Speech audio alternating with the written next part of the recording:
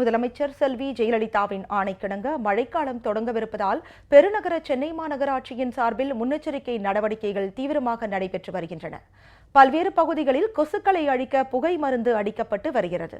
மேலும் கழிவுநீரில் கொசுக்கள் உற்பத்தியாகாமல் தடுக்க மருந்து தெளிக்கப்படுகிறது. மழைக்காலத்தை முன்னிட்டு தொற்று நோய்கள் பரவாமல் தடுக்க முதலமைச்சர் செல்வி ஜெயலலிதா முன்னெச்சரிக்கை நடவடிக்கைகளை மேற்கொண்டு ஆணையிட்டுள்ளார். அதன்படி பெருநகர சென்னை மாநகராட்சியின் சார்பில் பல்வேறு நடவடிக்கைகள் மேற்கொள்ளப்பட்டு வருகின்றன.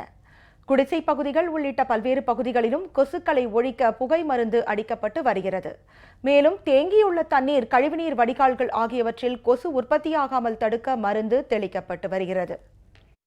சென்னை குடிசை பகுதியில் வாழ்கிற மக்கள் இங்கே எங்களுக்கு சுகாதாரம் ரொம்ப நல்லா இருக்குது. குப்பை இல்லாமலும் கொசு ஒழிப்பு வாரம் கொசு மருந்து அடிக்கிறாங்க.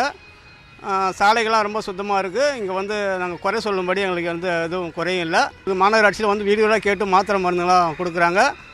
இது எங்களுக்கு ரொம்ப பெருமையாக இருக்குது, சொல்லிக்கிறதுக்கு சந்தோஷமாக இருக்கும். எங்களுக்கு ஒரு குறையும் இல்லை இங்கே. மேலும் மாநகராட்சி மருத்துவமனைகள் அனைத்திலும் கட்டணமில்லா மருத்துவ முகாம்கள் நடத்தப்பட்டு பொதுமக்களுக்கு காய்ச்சல் போன்ற உபாதைகள் இருந்தால் உடனடியாக மருந்துகள் வழங்கப்படுகின்றன. மேலும் நோய் தாக்கியுள்ளதா என்பதை கண்டறிய இரத்த பரிசோதனையும் நடத்தப்பட்டு வருகிறது.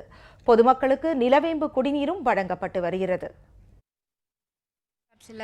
இங்கே நிலவேம்பு குடிநீர் கொடுத்தாங்க. அப்புறம் ஃப்ரீயாக ஃபீவருக்கெல்லாம் டேப்லெட்ஸ் எல்லாம் கொடுத்தாங்க. கொசு மருந்து அடிக்கிறாங்க. டேங்க்லலாம் தண்ணியில் அந்த கொசு புழு வராமல் இருக்கிறதுக்காக மருந்தெல்லாம் விடுறாங்க. தண்ணி தேங்குகிற இடத்துலலாம் கொசு மருந்து அடிக்கிறாங்க. இந்த நடவடிக்கையெல்லாம் எடுக்கிற மாநகராட்சிக்கு ரொம்ப நன்றி. மழைக்காலத்தையொட்டி சென்னை மாநகராட்சி பொதுமக்களுக்கு நோய்கள் ஏற்படாத வண்ணம் அனைத்து நடவடிக்கைகளையும் செவ்வனே மேற்கொண்டு வருவதாக மாநகராட்சி உறுப்பினர்கள் தெரிவித்துள்ளனர்.